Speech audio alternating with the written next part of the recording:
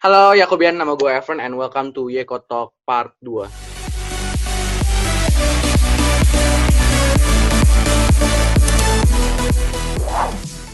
Jadi di Yeko Talk Part 2 ini gue bakal ngobrol-ngobrol tentang sekolah SMA swasta atau negeri. Tentunya kalau gue ngebahas ini sendiri, gue gak bakal terlalu ngerti soalnya gue kan masih SMP dan gue juga belum terlalu ngedalemin tentang hal-hal kayak begituan. Oleh karena itu gue di sini nggak sendirian, gue bakal ngobrol-ngobrol tentang ini tentunya bersama guest kita. Yang pertama ada Andrew. Halo Andrew. Hai guys. Halo. Dan halo, juga semuanya. Ada Melan. Halo. Halo. Thank you banget yang pertama udah mau join di podcast Yeko Talk kita tentang ngebahas SMA swasta atau negeri. Jadinya kita akan ngobrol-ngobrol. Kita akan bahas tentang pertanyaan-pertanyaan dari question box di IG OSIS @osis.smp.yakobus. Bagi yang belum follow, langsung follow aja. Di situ kita bakal update terus tentang podcast Yeko Talk.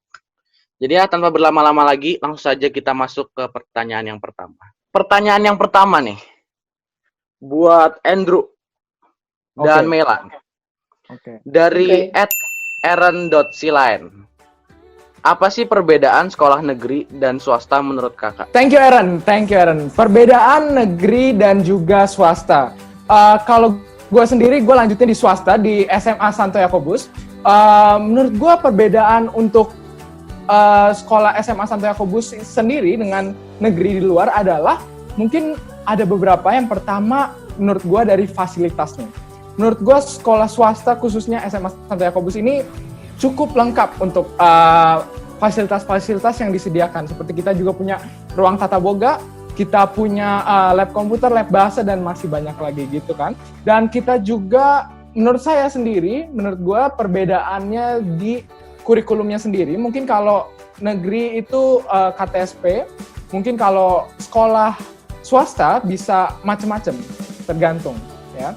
Dan menurut saya kalau sekolah swasta itu lebih homogen. Jadi mungkin bisa berdasarkan tingkat ekonomi menengah ke atas atau menengah begitu. Kalau untuk sekolah negeri sendiri lebih ke heterogen, jadi beragam ada di situ. Begitu sih menurut saya, Aaron. Thank you pertanyaannya. Kalau dari Melan sendiri gimana? Apa benar tentang Kalau dari saya itu lanjut SMA-nya di negeri, di SMA 21. Nah, dari perpindahan saya dari SMP Yakobus yang which is swasta ke sekolah negeri, itu tuh bakal berasa banget, terutama di lingkup pertemanannya. Waktu gue awal masuk SMA itu, yang gue lihat adalah gue yang biasanya di SMP sampai Yakobus menjadi mayoritas, yaitu dari segi agama dan ras segala macam, tapi ketika udah masuk negeri itu beda banget, karena bener kata Andrew, kalau di swasta itu lebih homogen, kalau di negeri itu lebih heterogen, dari latar belakang agama, dari suku, dari ekonomi dan segala macam. Selain bahas fasilitas, gue juga mau bahas guru, karena kalau misalnya di swasta itu, kalau gue rasa gurunya itu lebih memperhatikan muridnya. Kayak misalnya nih, kalau misalnya lo remedial atau segala macam, itu kan gurunya bakal perhatiin lo banget nih, kayak nyuruh lo untuk remedial segala macam. Kalau di negeri ini lo lebih dituntut untuk mandiri sih, kayak kalau misalnya lo nggak ngejar nilai lo, ya nilai lo bakal jelek gitu. Oke. Jadinya kita masuk ke pertanyaan berikutnya. Ini pertanyaannya khusus buat Melan nih. Kan Melan sendiri di negeri. Dari @whiteroses008. Banyak yang bilang sekolah negeri harus siap mental karena cara siswa yang membuli sesama teman lebih kejam. Apakah benar? Kak, gimana? Menurut Melan sendiri gimana? Enggak sama sekali. Itu justru malah statement tersalah yang pernah saya dengar dari pandangan orang-orang ke sekolah negeri. Dulu jujur waktu sebelum saya masuk negeri juga sering bingung gitu, kayak takut, pasti ada rasa takut untuk dibully dan segala macam. Tapi setelah lo masuk negeri tuh itu beda banget, malah justru dengan masuk negeri itu yang gue rasain itu malah lebih makin toleran untuk teman-teman gue yang tadi gue sebut tadi yang berasal dari banyak banget latar belakang. Contoh konkretnya kalau misalnya di sekolah gue itu kalau misalnya nih mau jam 12 itu kita ada istirahat kedua nih. Nah, nanti tuh kita bakal kayak saling ngingetin gitu kayak lo nggak sholat, iya ntar lo turun duluan aja kan lo banyak kayak gitu loh. Jadi tuh yang lebih malah tuh suasana kalau segala macam aku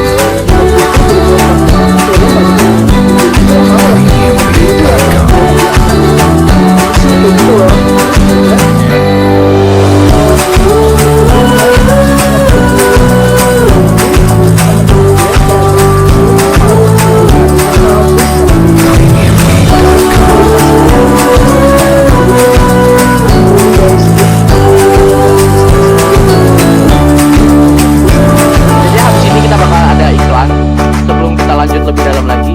Jadi akan yang masih nonton tetap nonton terus karena kita akan lanjut setelah pesan-pesan.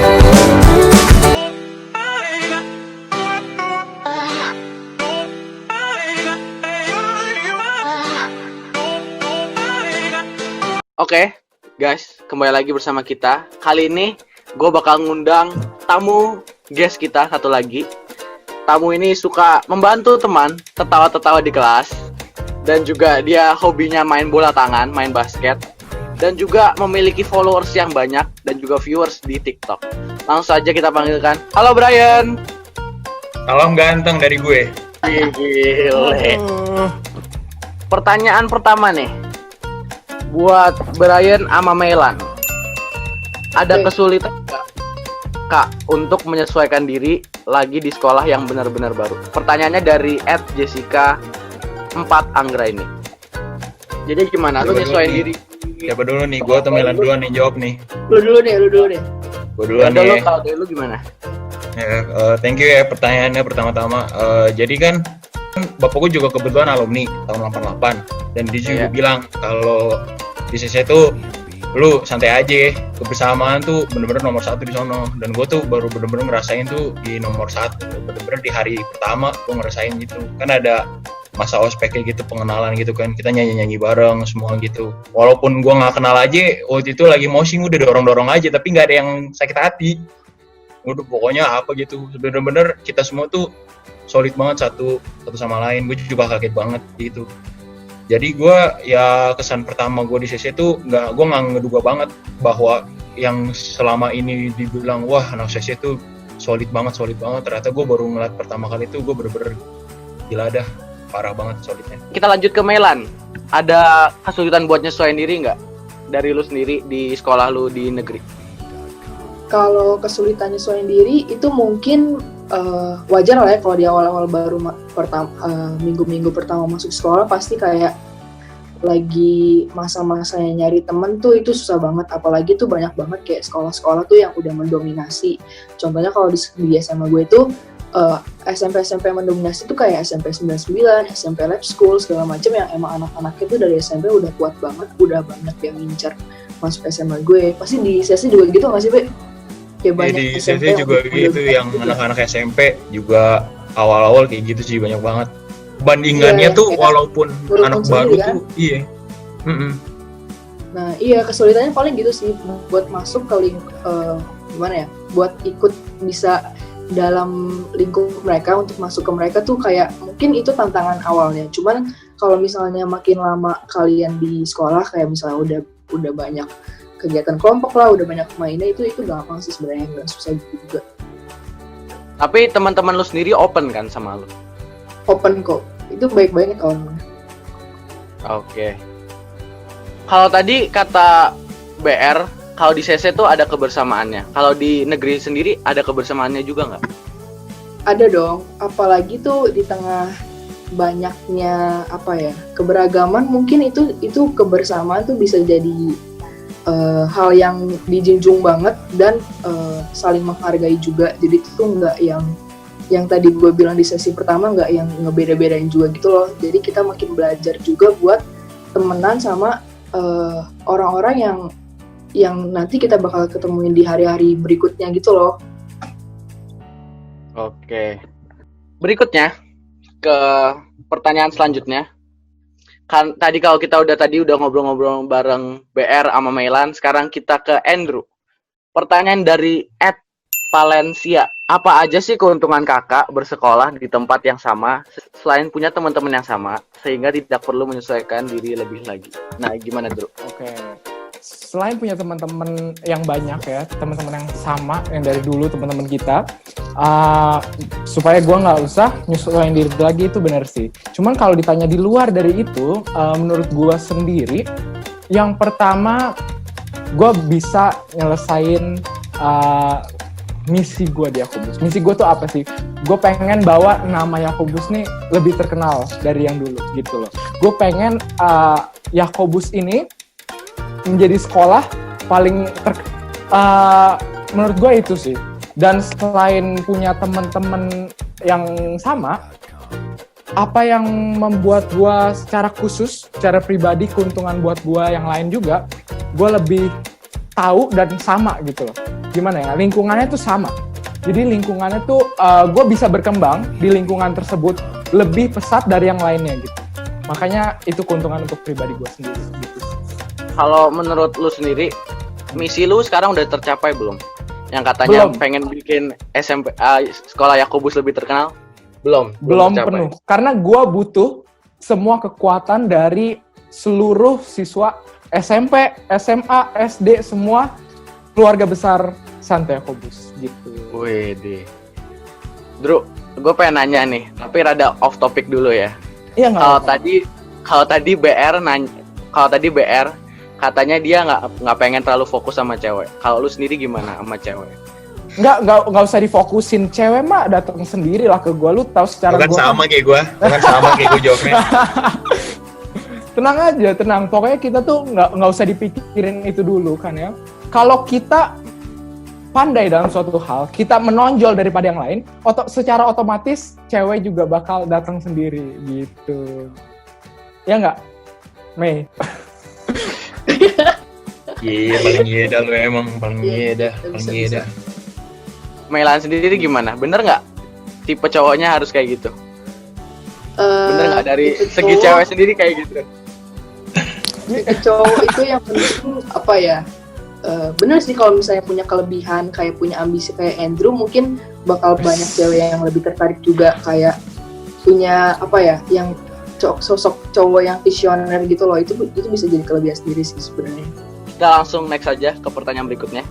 Ini kita pertanyaan berikutnya, pertanyaan dari Jennifer. Apa aja sih jurusan di SMA yang kalian ketahui? Lalu apa perbedaan dari jurusan tersebut? Jadinya ada jurusan apa aja sih di SMA? Terus perbedaannya dari jurusan tersebut tuh kayak gimana? Dari Andrew dulu. Gue dulu. Iya. Gue dulu. Kalau gue sendiri, jurusan yang gue ambil di SMA Santo Yakobus tuh gue ambil IPS. Nah, kelebihan di IPS tuh menurut gue kita jadi bisa lebih bersosialisasi dengan orang lain. Jadi jiwa sosial kita tuh lebih terlatih kalau di IPS. Dan untuk kekurangannya sendiri sih nggak ada ya, selama kita belajar dengan sungguh-sungguh. Menurut gue sendiri sih nggak bakal ada kekurangannya gitu. Oh, satu lagi kelebihan IPS menurut gue. Kenapa gue masuk IPS? Matematikanya cuma 1. IPA matematikanya 2. Ya. Gue dari dulu nilai matematikaku anjlok terus, makanya gue pilih IPS bisa. gitu. Kalau dari BR gimana? Kalau di Canisius apa ya? Kalau kita bicara soal ya di Canisius kan emang IPA IPS doang, tapi kalau bicara soal kelebihan kekurangan tuh kita tuh harus lihat dulu arah kita tuh mau kemana. Sebenarnya IPA IPS tuh sama aja, cuma bedanya mata pelajarannya doang. Lu tuh ke depannya tuh mau jadi apa di masa depan? Misalnya lu masa depan pengen jadi pengacara, nah lu berarti kan otomatis lu harus ke IPS. Cuman memang IPA lebih fleksibel lah. Mereka bisa ke jurusan IPA, bisa ke jurusan IPS. Ya kan kalau IPS kan ya kurang ya bisa mau ke IPA ya. Cuman jangan lu jadi pandangan tuh, wah IPS tuh berarti apa sih, buat orang yang bodoh, kurang nilainya. Sebenarnya enggak sih. Anak IPS tuh apa ya, mereka tuh jangan lu lihat lah dari segi pelajaran lah. Mereka tuh juga walaupun kayak begitu tuh mereka juga masih ada mata pelajaran seperti geografi gitu. Itu kan juga masih ngapal. Mereka kan juga masih menggunakan kemampuan otak mereka kan. Jadi lu jangan beranggapan tuh kalau IPS tuh jurusan buat orang bodoh aja. Oke. Anak IPA belum tentu bisa belajar yang anak IPS belajar, anak IPS belum tentu bisa belajar apa yang anak Iya. IPA gitu sih. Bahkan ada teman gue yang di kelas gue, dia bagus nilai hitungannya, tapi kalau dia ketemu di sejarah dan PKN gitu, nilainya jelek banget. Bahkan jadi orang tuh punya kelebihan dan kekurangan masing-masing, itu aja. Kalau nilai lu sendiri gimana? Nilai gue sendiri ya puji Tuhan bagus-bagus aja sih. Widih. Oke.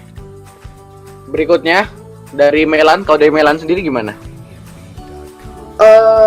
Kelebihan kekurangan IPA dulu kali ya. Iya. Kalau gue di SMA 21 itu ngambil IPA, kelebihannya itu mungkin lingkup belajarnya tuh lebih bisa diajak serius. Habis itu juga IPA tuh lebih main ke logika gitu loh. Jadi kalau misalnya lo nyelesain banyak kayak tantangan atau riddle gitu tuh lo bakal lebih bisa keasah gitu. Juga kalau di IPA itu kan pandangannya anaknya pinter-pinter. Padahal tuh sebenarnya nggak seseram itu juga untuk masuk IPA, karena tuh di IPA juga nggak yang semuanya ambisius, toxic gitu loh. Karena bener kata Bear dan Andrew tadi, masing-masing jurusan kan ada plus minusnya. Nah kalau misalnya emang minatnya di IPA, ya masuknya IPA. Kalau misalnya minatnya di IPS. Jadi ya, sekarang kita akan mengundang guest kita yang keempat. Guest kita ini memiliki senyuman yang manis, suka pada dunia musik, dan juga dan memiliki banyak teman di dunia nyata dan maya. Siapa Langsung saja tuh? kita sambut. Halo Glory. Halo. Jadinya kita bakalan nanya-nanya. Sekarang kita ada Glory, kita bakalan nanya-nanya, kita juga bakal ngobrol-ngobrol. Pertanyaan pertama langsung saja buat Glory. Dari @Velia Octaviani. Sekolah di National Plus dan tinggal di asrama. Kalau tadi kakak-kakak perbedaannya sekolah negeri dan swasta. Nah pertanyaannya, perbedaan sekolah Kak Glo dengan sekolah-sekolah yang ada di tempat lain itu seperti apa sih? Bisa diceritain nggak? Ini kehidupan asramanya atau sekolahnya? Dua-duanya. Oh, kalau di sekolahnya sendiri, kurikulumnya pasti beda. Karena di sekolah aku, di UPH College, itu dia pakai kurikulum integrated curriculum. Itu gabungan antara kurikulum nasional dan silabus UPH. Kalau untuk di asramanya, itu kayak, sebenarnya nggak yang asrama yang strict banget, yang kayak di pikiran kalian gitu. Sebenarnya asramanya sih tergolong santai. Karena itu jamnya bebas, tapi kayak jam kita bisa pulang sekolah, itu kita bisa kemana aja, asalkan dalam lingkungan dekat-dekat sekolah aja. Nama lingkungannya di Lipo Village, tapi kalau misalkan kita mau keluar dari Lipo Village, kita harus isi form gitu. Terus kalau misalkan di jam 7.30 itu dari asramanya itu ada study time, jadi kita sebagai penghuni asrama harus ikut study time jam 7.30. Dan pada saat jam 8 itu kita harus ikut devosi malam. Kita itu doa bersama. Kita punya SPV, itu kayak supervisor, kayak sejenis kakak asuh gitu. Jadi kita doa bersama sama supervisornya dan anak-anak supervisor itu. Kalau Berarti kayak supervisor jadwal gitu ya? Iya. Terus kalau dari supervisornya sendiri itu guru? Itu anak kuliah UPH-nya. Oke. Jadinya bersama supervisornya itu open semua ya? Open semuanya. Terbuka. Oke. Berikutnya, ini kita ke pertanyaan buat Andrew, Melan, Brian, dan juga Glory. Ini pertanyaan dari @u_o_s. Ini semuanya bakal jawab. Pertanyaannya adalah tips-tips apa aja sih yang perlu disiapkan untuk masuk ke sekolah yang bergengsi? Kelas 7 dan 8 itu ya nggak bisa dibilang bagus lah gue sebagai murid lah. Gue ya adalah beberapa gitu kan. Cuman gue di kelas 9 tuh gue bertekad kalau gue itu tuh mau memperbaiki nilai gue karena gue mau masuk di sekolah yang unggul. Dan kebetulan pun juga gue lebih fokus kepada belajar, gue lebih kurang-kurangin main. Biasanya kan kalau teman-teman gue kan pada pulang sekolah kan pada pergi nongkrong, sedangkan gue langsung pulang aja, gue buat belajar, ngesiapin depan. Kadang-kadang gue juga nyicil, sampai gue pun juga harus rajin-rajin les biar juga bisa ke susul juga materinya. Yang penting tuh selama kita ada niat dan kita tuh tidak terlalu memanjakan diri atau mengexcusekan diri, kita bisa. Yang penting itu aja, kita selama kita ada niat dan niat itu juga kuat, pasti bisa. Itu aja. Waktu itu tuh waktu gue mau masuk 21 itu gue mulai sadar mau masuk 21 itu pas kelas 8 semester 2. Nah, dari situ tuh gue udah mikir kalau satu-satunya cara untuk gue bisa masuk 21 itu dengan pakai NEM. Jadi tuh dari awal masuk gue kelas 9 sampai akhir itu gue belajar banget nih, bener-bener belajar banget untuk nyiapin UNBK. Nah, pas hari UNBK-nya tiba, puji Tuhan gue bisa ngerjain soal-soalnya sehingga nilai NEM gue cukup bagus dan bisa masuk SMA 21. Jadi tuh di SMP angkatan gue itu nilai NEM-nya itu yang paling besar itu 391. Nah, gue sendiri dapat 390, tapi tuh yang dapat nilai 391 tuh 3 orang. Jadi pas penghargaan maju tuh tiga-tiganya maju, tapi gue nggak maju karena gue dapet posisi keempat kalau di perhitungannya. Gitu sih, kalau misalnya dari NEM ya. Jadinya nilai NEM sendiri itu membantu buat masuk ke sekolah yang bergengsi ya? Sekolah ke sekolah lu sendiri? Iya, karena kalau di itu dari NEM sih. Oke. Berikutnya, Andrew sendiri gimana? Kan lu sama nih, Yakobus juga. Gimana? Kalau tips-tips dari gue sendiri sih gini, kalau tadi BR sama Milan bilang nilai penting, emang nilai memang penting, cuman gini, pertanyaannya kalau misalnya nilai lu nggak bagus, misalnya nilai lu tuh udah keburu nggak bagus gitu kan, gimana dong cara kita bisa mendaftar ke sekolah bergengsi ini, ingin masuk ke sekolah bergengsi ini? Menurut gue sendiri, cari apa yang lu jago, misalnya kayak nilai lu jelek, nilai lu di bawah lah, cuman olahraga lu tuh bagus. Ya, lu kembangin olahraga lu sampai benar-benar menonjol.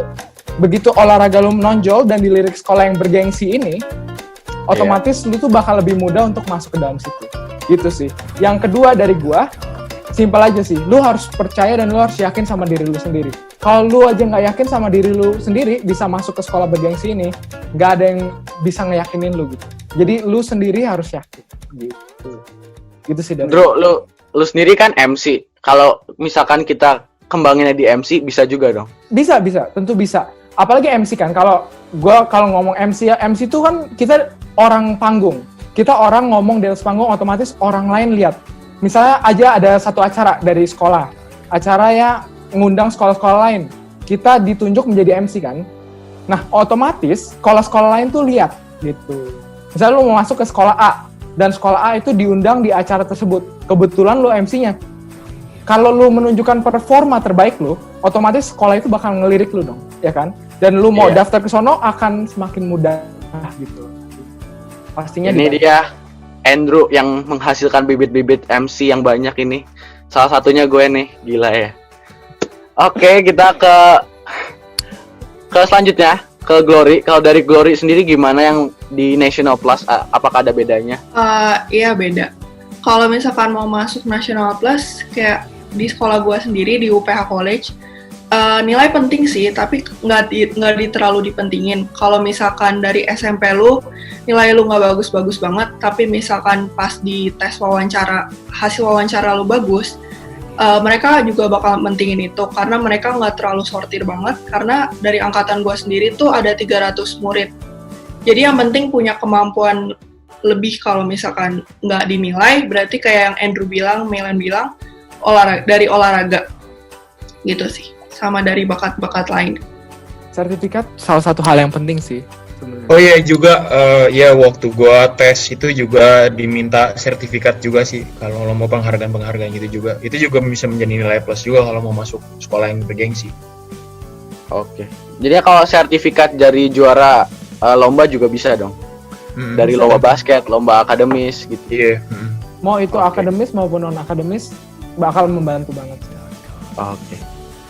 Kita ke pertanyaan berikutnya. Bangga nggak sih menjadi lulusan SMP Santo Yakobus dan bertemu dengan teman-teman di sekolah yang lain yang baru? Andrew, dulu gimana Andrew? Sebagai Oke. MC. Sebagai MC gimana?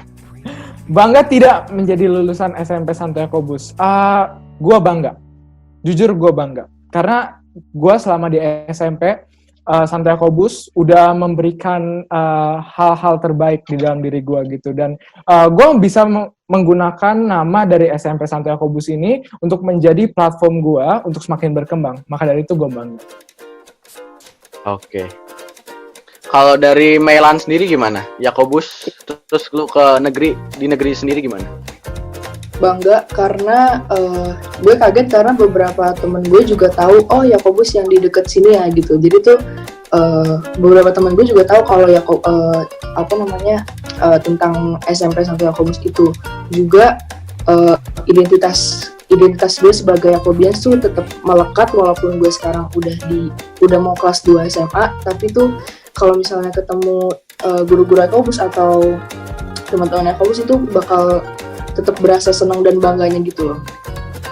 Iya, betul sekali. Berarti jiwa Yakobinnya sudah tertanam ya? Iya, betul. Oke. Ke BR, gimana BR? Ya gue jelas lah bangga lah, karena gue juga selama itu tuh waktu di SMP itu juga masa-masa gue menemukan jati diri gue dari berbagai pengalaman dari yang seneng apa sedih. Pengalaman kayak gimana? Pengalaman gimana yang kayak bisa main-main sama temen, kadang-kadang bisa bisa menghabiskan waktu bareng sama temen. Terkadang tuh nongkrong itu tuh ada nilai tersendirinya gitu. Kita tuh bisa bertukar pikiran sama temen-temen, bisa ngomongin deep conversation yang lebih ke arah serius-serius, nggak cuma isinya bercanda doang. Kadang gue juga bisa curhat juga sama teman-teman gue, bisa bertukar pikiran juga yang bicara-bicara serius juga tentang masa depan. Ya gue tentunya bangga karena di Yakobus itu tuh gue bisa menemukan jati diri gue. Bisa disebutin teman-teman lu yang lu kangen siapa aja? Raymond, dari SMP. Hans, Rangga, Niko, Pala. Oh banyak teman-teman gue. Satu-satu gue sebutin lama ntar. Oke. Kita ke Glory. Kalau dari Glory sendiri gimana? Bangga lah tentunya dari lulusan SMP Santo Yakobus. Karena dari SMP Santo Yakobus sendiri ngasih gue banyak pengalaman ikut lomba paduan suara atau ngisi acara gitu. Salah satunya contohnya yang paling gue bangga itu pas gue ikut ngisi acara Aubade dari SMP ke Istana Negara pas 17 Agustus. Nah, itu perasaannya gimana waktu di Istana Negara sendiri ikut upacara kemerdekaan itu gimana? Bangga sih bisa ngisi acara itu karena kan sekolahnya yang dipilih nggak banyak juga, tapi walaupun slotnya banyak tapi ya bangga aja gitu. Oke. Ke berikutnya, buat satu kalimat dari kakak-kakak untuk adik-adik kelas 9 dalam menentukan tujuan dan jurusan pada jenjang selanjutnya. Lu pada bikin satu kalimat dah buat adik kelas, buat seperti orang seperti gua yang mau ke SMA itu gimana?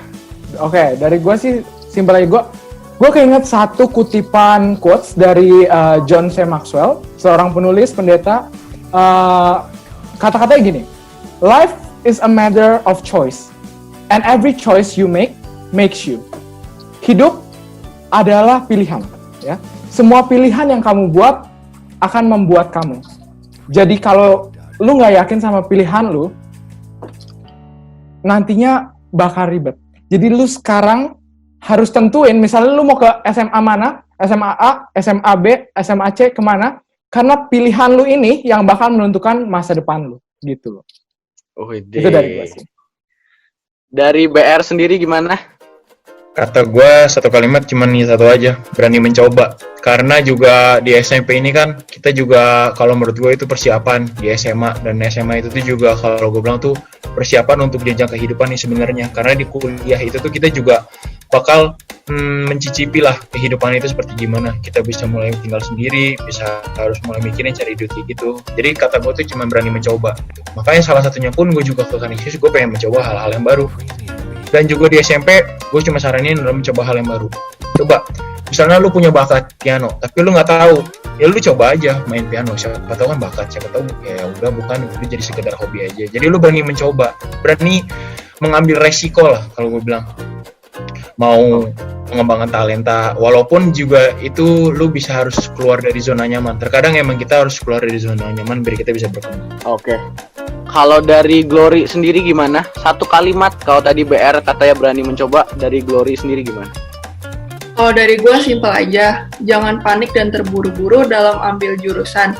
Terus ikuti kata hati lu juga, lu mau ngambil jurusan IPA atau IPS, karena diri lu sendiri tuh tahu kemampuan lu apa. Jadi jangan maksain, kayak misalkan kata orang-orang IPA untuk orang-orang pintar dan IPS bukan untuk ya begitu. Jadi kayak kita tahu kemampuan kita sendiri. Oke. Dari Melan, satu kalimat untuk adik-adik kelasnya yang sekarang akan naik ke SMA gimana? Kalau gue, satu langkah kalian tuh bisa berpengaruh ke kehidupan kalian berpuluh-puluh tahun mendatang nanti. Jadi mirip-mirip sama punya Glory, kalau kalian tuh yakinnya di mana ya kalian ambil itu, karena kalian tuh harus tanggung jawab sama keputusan kalian sendiri, dan kalian yang paling tahu diri kalian tuh kayak gimana. Jadi sebisa mungkin kalau misalnya kalian mau ngambilnya IPS ya ambil IPS dengan tanggung jawab dan ngebuktiin ke orang-orang sekitar kalian kalau kalian tuh bisa bertanggung jawab atas pilihan yang kalian ambil. Untuk menutup episode Yekotalk Part 2 ini dengan tema SMA swasta atau negeri. Jadinya apakah ada pesan-pesan terakhir dari Andrew yang gue dengar katanya lagi udah buka toko baru? Gimana, Andrew? Makasih bos. Kalau lagi keadaan kayak gini kita juga nggak bisa kemana-mana kan, kita nggak bisa keluar, kita nggak bisa buat sekolah. Gue sih akhir-akhir ini lagi mendalami dan mencoba membuka toko online sih. Gue tolong di follow tokonya, itu adalah goodgoods GUDGOODS _market sama gen.z.store. Nah itu kita lagi ada promo, jadi langsung aja hoodie H&M dan barang-barang lainnya tentunya harganya under retail gitu. Jadi kenapa? Langsung aja cek langsung. Diskon, terang aja diskon buat lu mah. Kenapa gue lagi bikin kayak gini? Karena gue merasa daripada kita di rumah nggak ngapa-ngapain selama corona ini, lebih baik kita melakukan sesuatu hal yang berguna gitu. Bukan buat kita sendiri, tapi juga buat orang lain. Jadi bukan cuman gue sendiri yang bisa melakukan hal itu, kalian juga bisa. Gimana caranya? Kalau kalian masih pusing-pusing, kalian bisa gabung ke reseller gue. Ya, kalian bisa jadi reseller dropshipper gue, langsung ke Goodgoods Market dan Gen Z Store gitu. Oke, jadi ya guys, buat lu pada yang pengen beli barang-barang, bisa langsung aja follow di @goodgoods_market. Oke, kalau dari Melan sendiri, pesan-pesan terakhirnya gimana? Kalau Andrew tadi kan promosiinnya online shopnya ya.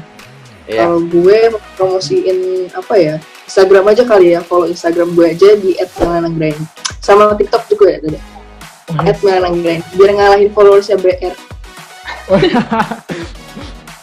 Berarti giliran gue ada yang promosi dong. Oke, dari BR promosi apa dah lu? Jadi guys, gue pertama kali, karena gue sebelumnya gue berpandangan kalau TikTok itu cuman aplikasi buat orang-orang alay yang ada kerjaan. Tapi ternyata gue juga alay, habis itu gue juga gak ada kerjaan. Follow nih, namanya Brian Rafa. PP-nya ada gue. Habis itu juga boleh nih follow IG gue, Brian Rafael. Jangan sungkan follow, apalagi DM buat yang cewek terutama. Jadi kalau lu pada mau DM langsung aja nih, Brian Rafael, nama lengkap gue. Rafaelnya pakai PH, Briannya nggak pakai A. Udah kayak selebgram aja lo. Wes. Kalau dari Glory sendiri, ada yang mau dipromot? Kalau dari gue IG aja @GloriaMichelle, sama TikTok juga ada. Gloria double A, I-nya double. Oke, thank you guys semuanya yang udah meluangkan waktunya untuk ikut podcast, terutama di pandemi seperti ini. gue juga ngingetin jangan lupa buat subscribe ke YouTube channel SMP Santo Yakobus biar gue bisa nemenin hari Sabtu kalian, dan juga kalian tetap pantengin channel SMP Santo Yakobus tiap hari Sabtu jam 3 sore. Oke? Jangan lupa buat like, comment, and subscribe juga. Jangan lupa buat nyalain notification bell-nya. Oke, thank you semuanya. Bye-bye. Pasti, dadah. Juga. Bye.